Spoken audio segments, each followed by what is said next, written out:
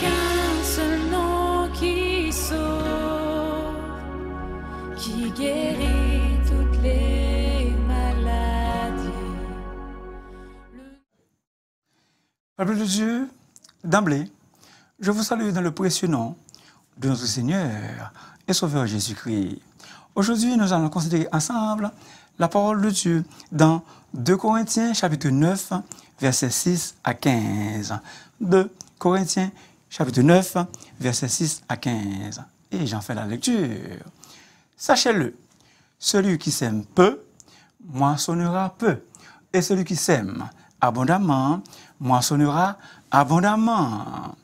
Que chacun donne comme il l'a résolu dans son cœur, sans tristesse ni contrainte, car Dieu aime celui qui donne avec joie.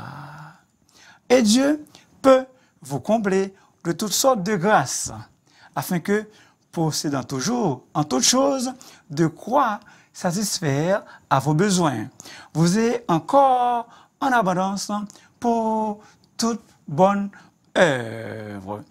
Selon qu'il est écrit, il a fait des largesses, il a donné aux indigents. Sa justice subsiste à jamais.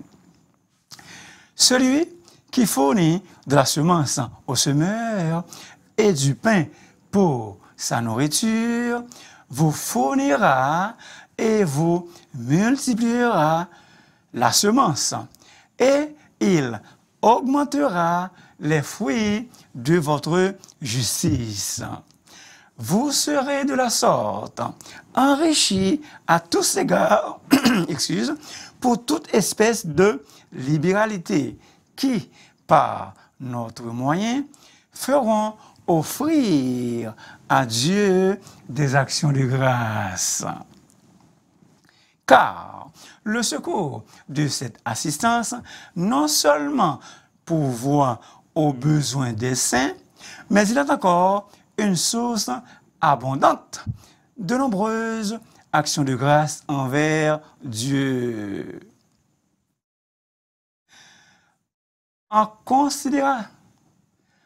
considération de ce secours dont ils font l'expérience, ils glorifient Dieu de votre obéissance dans la profession de l'évangile de Christ et de la libéralité de vos dons envers eux et envers tous.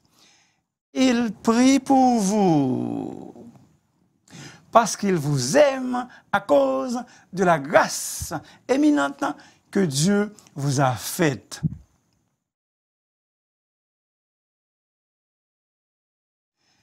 Grâce soit rendue à Dieu pour son don ineffable. Grâce soit rendue à Dieu pour son don merveilleux. Parole du Seigneur. Tel qui donne librement, libéralement, devient plus riche. Et tel qui épargne à l'excès s'appauvrit. L'âme bienfaisante sera rassasiée, et celui qui arrose sera lui-même arrosé. Proverbe 11, versets 24 et 25. Qui donne, reçoit. Aujourd'hui, peuple de Dieu, par la grâce de Dieu, je vais prêcher sur un sujet qui fait couler beaucoup d'encre. Toutefois, je n'accuse personne. Mais pourquoi réfléchir sur le sujet que vous allez entendre? Peuple de Dieu, selon l'Écriture, afin que vous soyez bénis davantage. Certes, vous êtes déjà bénis, mais j'aimerais que vous soyez plus enrichis des bénédictions spirituelles et matérielles au nom de Jésus par la grâce de Dieu. Et donc, le sujet, doit-on payer la dîme et les offrandes. Faut-il payer la dîme et les offrandes? Les premières dîmes. Abraham a offert la dîme du butin en guise de reconnaissance à qui? En guise de reconnaissance à Dieu et pour assurer le soutien matériel d'un serviteur de Dieu. Melchisédek. Jacob a fait le vœu de donner la dîme à Dieu de tout ce qu'il lui donnera. Genèse 28, versets 20 à 22. Les règles sur la dîme. La dîme devait être motivée par la reconnaissance envers Dieu. Car tout ce que nous possédons, tout ce que nous avons appartient à Dieu. Quel verset? Lévitique 27, verset 30 à 33. La dîme, une portion, une partie était pour le salaire des prêtres et des lévites, afin d'assurer le ministère de l'Évangile. Nombre 18, versets 21 à 30. Le Seigneur a ordonné à ceux qui annoncent l'Évangile de vivre de l'Évangile. Très important, extrêmement important. Écoutez bien s'il vous plaît. La dîme était un acte d'adoration au sanctuaire. La dîme était un acte d'adoration au sanctuaire afin d'attirer, afin d'assurer la tenue des fêtes et des célébrations. Je reprends. La dîme était un acte d'adoration au sanctuaire afin d'assurer la tenue des fêtes et des célébrations et la participation de tout le peuple de Dieu dans la joie, dans la joie. Deutéronome 12, versets 6, versets 10 et 11, versets 17 et 18. D'autres offrandes prescrites et des offrandes volontaires. Des offrandes volontaires, des dons, des biens et des talents ont été utilisés pour la construction du tabernacle par Moïse. Exode 35 et 36. Des offrandes volontaires ont été recueillies par David pour la construction du temple de Salomon. 1 Chronique 29, versets 1 à 9. Des offrandes, les différents sacrifices d'animaux étaient prescrits pour représenter l'expiation des péchés, pour exprimer, ça revient encore, pour exprimer la reconnaissance et pour la communion avec Dieu. Lévitique, chapitre 1er jusqu'au chapitre 7. Maintenant, une question, une interrogation s'impose. Peut-on voler Dieu? Bien sûr que oui. Le Seigneur a reproché de lui voler ce qui lui était dû.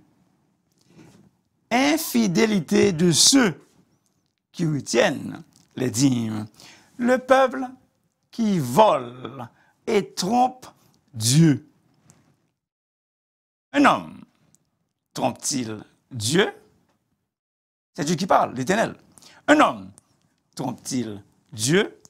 Car vous me trompez. Et vous dites, en quoi t'avons-nous trompé? Dans la dîme et les offrandes. Vous êtes frappés par la maladie et vous me trompez. La nation tout entière. 4 fois, le verbe tromper est apparu. Gakave. Gakave. Apportez à la maison du trésor toutes les dîmes afin qu'il y ait de la nourriture dans ma maison. Mettez-moi de la sorte à l'épreuve, dit l'Éternel des armées, Adonai Sevaot. Et vous verrez, si je n'ouvre pas pour vous les écluses des cieux, si je ne répands pas sur vous la bénédiction en abondance. Malachie 3, versets 8 à 10. Le peuple d'Israël était exhorté à donner généreusement et à mettre Dieu à l'épreuve pour voir s'il ne répand pas sur eux la bénédiction en abondance. Le peuple d'Israël, il était encouragé à faire confiance en Dieu, même dans des circonstances difficiles. Peuple de Dieu, vous et moi, faites confiance et foi en Dieu. Dieu, il a une solution à tous nos problèmes, que ce soit matériel, sentimental, spirituel. Tous ces problèmes sont entre les mains de notre Seigneur Jésus. Bien-aimés, nous devons encore payer la dîme. La question, peuple de Dieu, devons-nous encore payer la dîme? Nous sommes dans le texte. Il y a 2 passages, mais je vais vous dire juste un à cause du temps. Nous sommes exhortés à donner avec enthousiasme, vivement, de bon cœur, avec joie, librement et généreusement. 2 Corinthiens 9, versets 6 à 8. Nous avons lu le texte. Quelques implications pratiques. Donner volontairement avec amour et fidélité. Il faut savoir que la dîme et les offrandes concernent une affaire spirituelle de Dieu et que Dieu est le propriétaire de nos biens. L'offrande doit faire partie intégrante de notre adoration et notre confession de foi. Il faut donner généreusement et faisant confiance et foi au Seigneur, à cette douce, belle et précieuse promesse de bénédiction. Enseignez à vos enfants leur responsabilité de donner à l'Église dès qu'ils gagnent de l'argent. Honore l'Éternel avec tes biens et avec les prémices de tout ton revenu. Alors, tes greniers seront remplis d'abondance et tes œuvres regorgeront de mou. Tel qui donne libéralement devient plus riche. Tel qui donne libéralement devient plus riche. Et tel qui épargne à l'excès ne fait que s'appauvrir. L'âme bienfaisante sera rassasiée, et celui qui arrose sera lui-même arrosé. Proverbe 11, versets 24 et 25. Donnez, et il vous sera donné. On versera dans votre sein une bonne mesure, serrée, secouée et qui déborde. Car on vous mesurera avec la mesure dont vous vous serez servis. Peuple de Dieu, chers internautes, le point capital morale de ces versets est claire. Plus nous donnons, plus Dieu nous donne en retour. Plus nous donnons, Dieu nous donne en retour. Paul exprime ce principe à l'aide d'une image propre à l'agriculture. Un seul point. La dîme et les offrandes. Le message s'articule, le message se tourne autour de deux vocables, dîme et offrande. L'image propre à l'agriculture. Sachez-le, celui qui sème peu, moissonnera peu. Et celui qui sème abondamment, moissonnera abondamment, évidemment. Ce qu'un homme aura semé, il le moissonnera.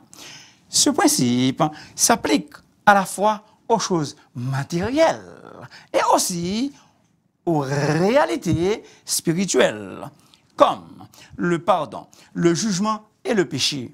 Matthieu 6, verset 12, Matthieu 7, verset 1 et 2, Galates 6, verset 7 à 10. Est-ce que vous êtes là, peuple de Dieu? Est-ce que vous êtes là? Pensons aux paroles de Jésus. Il y a plus de bonheur à donner qu'à recevoir.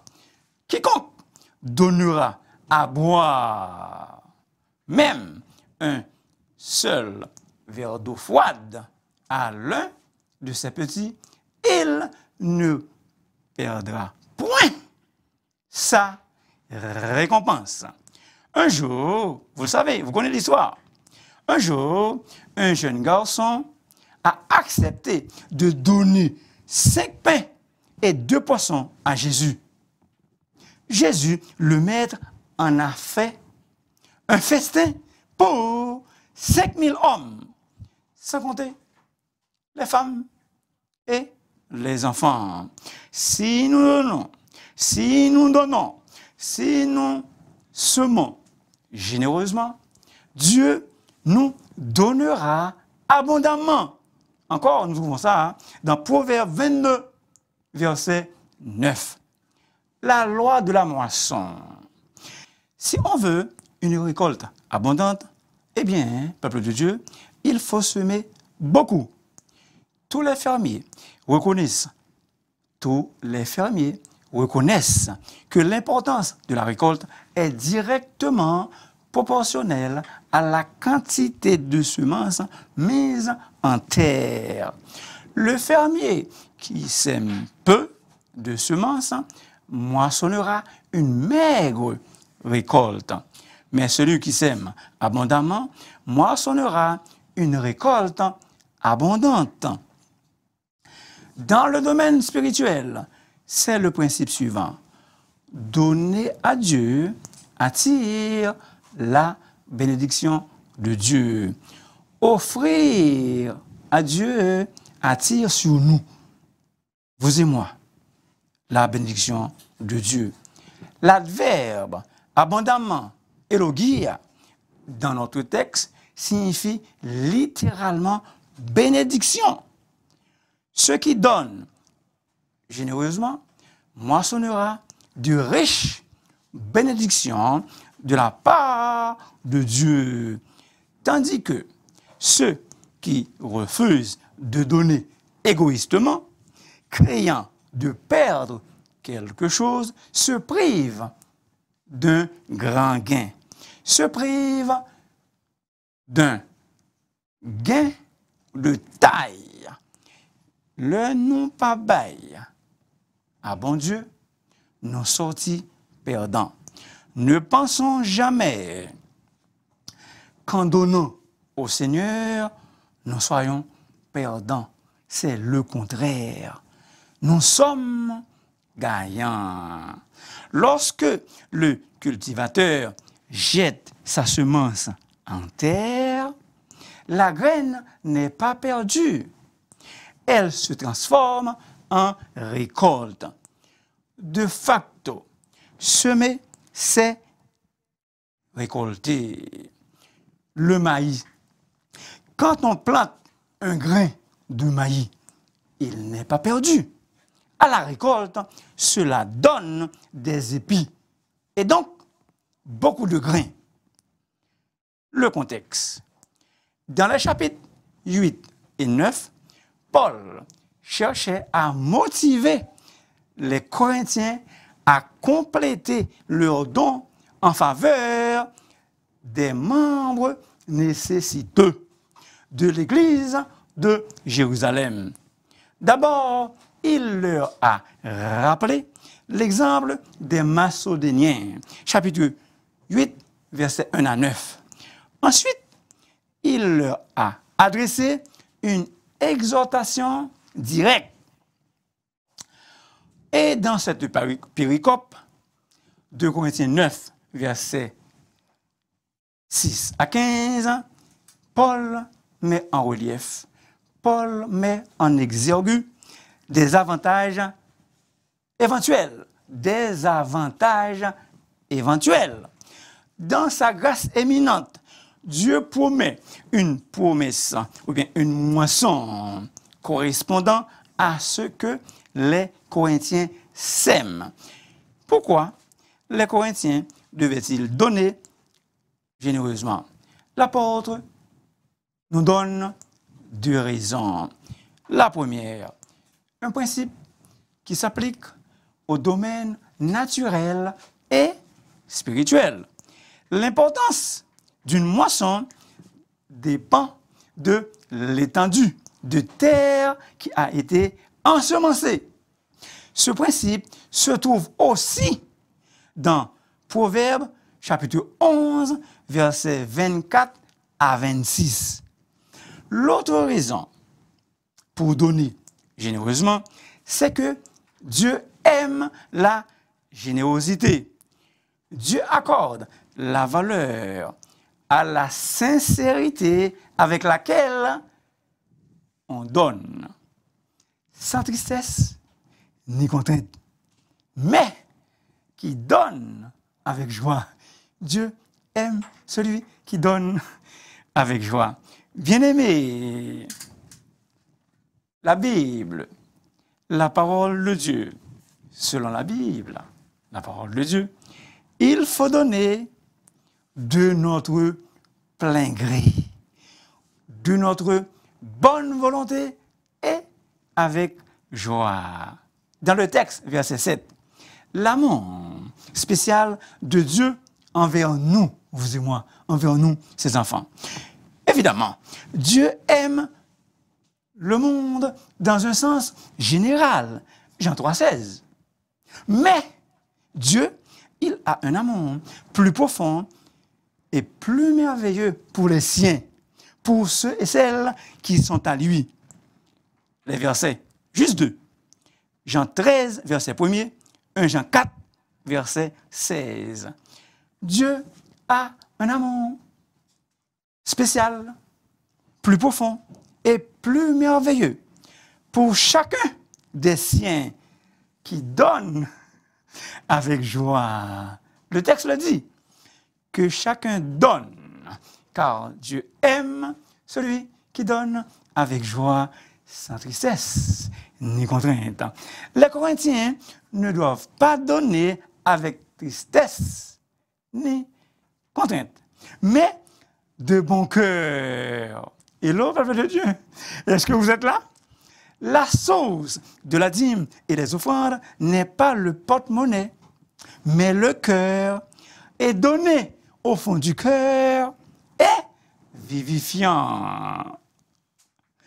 Peu importe dans quelle situation désespérée qu'une personne se trouve, si elle veut donner, il sera possible de le faire en comptant sur Dieu.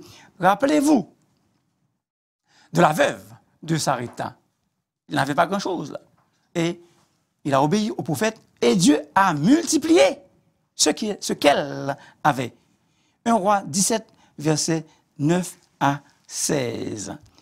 Étant donné que celui qui donne généreusement, fait des largesses et donne aux indigents, sa justice subsiste à jamais. Dieu le lui rendra et le récompense ici-bas et aussi dans l'éternité. Dans le verset 12, Paul écrit « Le secours des Corinthiens au moyen de l'assistance leitougia » qui désigne le service sacerdotal. Le premier verset 23. Est-ce que vous êtes là, peuple de Dieu? La collecte n'est pas un programme social, mais un service spirituel, un service sacerdotal rendu à Dieu. Paul insiste de nouveau sur l'importance du don des Corinthiens, qu'il a déjà qualifié d'abondante collecte.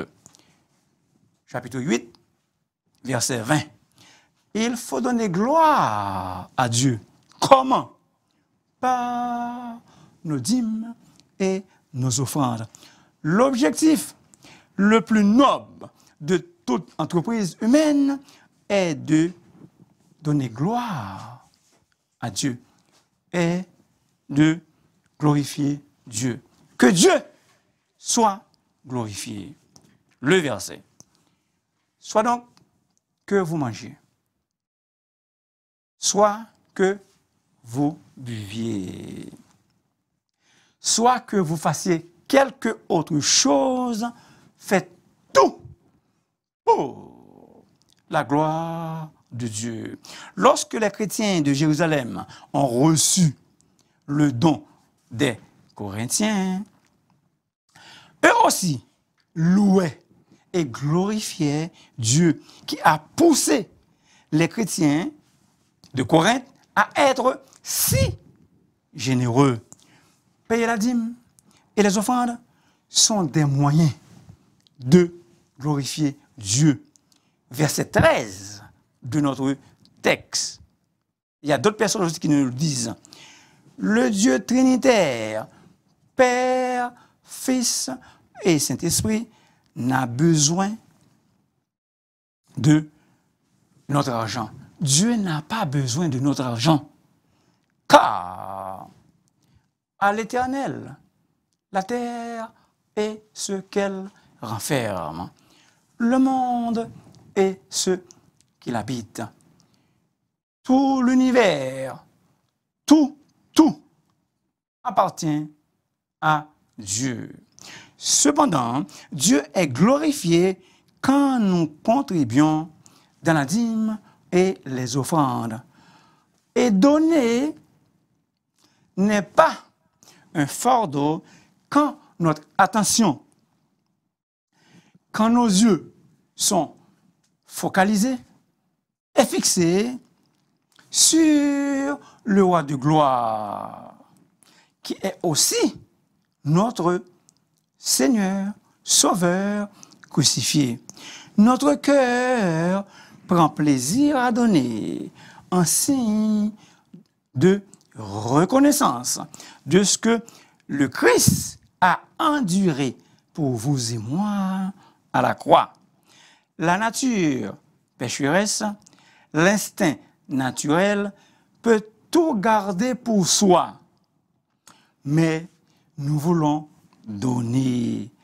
L'instinct naturel déchu veut recevoir toute gloire, mais nous voulons que Jésus, notre divin Sauveur, reçoive toute gloire. Et si on ne donne pas au Seigneur, cela démontre qu'on est ingrat. La race humaine est comme un enfant ingrat et Dieu est profondément attristé et offensé quand ceux et celles qui ne le glorifient pas par leurs dîmes et leurs offrandes, par ceux qui ne le lui rendent point des actions de grâce. Romains 1er, verset 21. Paul s'exclame, grâce soit rendue à Dieu pour son don ineffable, pour son don merveilleux. Ce don de Dieu, c'est le don de son Fils, notre Seigneur Jésus. Le Fils de Dieu, le Fils, il était riche. Pourtant, il s'est fait pauvre par amour pour nous, afin que, par sa pauvreté, nous devenions riches. Bien entendu, comme déjà souligné, le don merveilleux de Dieu est son Fils. Le don magnifique, le plus glorieux, le don qui inspire tous les autres. Un enfant nous est né, un fils nous est donné, et la domination reposera sur son épaule. Lorsque les temps ont été accomplis, Dieu a envoyé son Fils, né d'une femme, né sous la loi. Les Corinthiens ont répondu positivement aux demandes de Paul, chapitre 8 et 9. Paul a écrit l'épître aux Romains à Corinthe. Dans cette lettre, Paul dit que les Corinthiens ont répondu positivement concernant la collecte en faveur des saints. Romains 15, versets 25 à 27. Peuple du Seigneur, chers internautes, à l'instar des chrétiens de Corinthe, allez-vous répondre, je suis là-dedans aussi, allez-vous répondre positivement à ce message? Non seulement les Corinthiens, non seulement ils ont contribué, mais aussi ils l'ont bien voulu. Ils ont donné avec joie et de bon cœur. Je suis convaincu que ce n'est pas le premier message sur la dîme et les offrandes que vous avez entendu ou que vous entendez. Aviez-vous obéi à la parole de Dieu? Si nous continuons à ne pas répondre positivement, ce n'est pas bien. Encore, selon la Bible, selon l'Écriture, nous pas attirer davantage des bénédictions sur nous. Très important, ce que je vais vous dire. On ne paraîtra point devant l'Éternel les mains vides. Deutéronome 16, verset 16. Les deux bras, les deux bras. Les Chinois appellent les deux bras les deux bananes. Dans leur culture, quand on visite quelqu'un avec les deux bananes, il faut aussi apporter quelque chose dans les mains.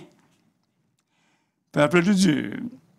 Maintenant, je m'adresse à ceux et celles qui ne connaissent pas encore Jésus.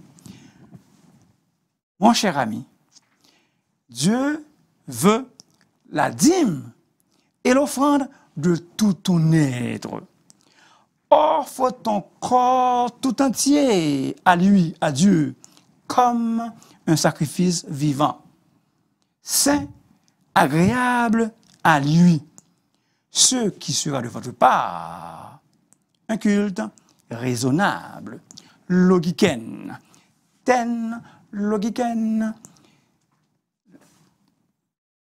beatriomen, humun, ten logiken, triatiomen, humun. Donne ta vie à Dieu.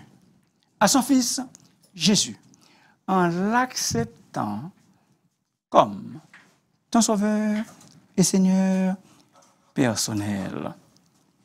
Frères et sœurs bien-aimés, chers internautes, remettez tous vos problèmes à Dieu en lui faisant confiance et foi. Une foi totale et entière. Remettons-lui tous nos problèmes sans exception. Il a, Dieu, il a une solution pour chacun. Pour clore, vous le savez déjà, aucun organisme ne fonctionne sans argent. Il n'y a rien qui fonctionne sans argent. Que Dieu nous aide à pratiquer soigneusement sa parole. Que Dieu vous bénisse richement et abondamment. Que Dieu vous bénisse richement et abondamment.